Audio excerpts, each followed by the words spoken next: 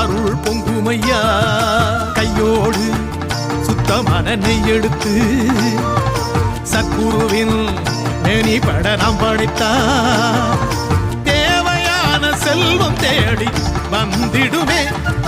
சந்தனம் ஜவ்வாது திருநீர் அபிஷேகம் சத்குருநாதனுக்கு. சந்ததி நன்றாய் வாழ்ந்திடும் ஐயா 100 தலைமுறைக்கு.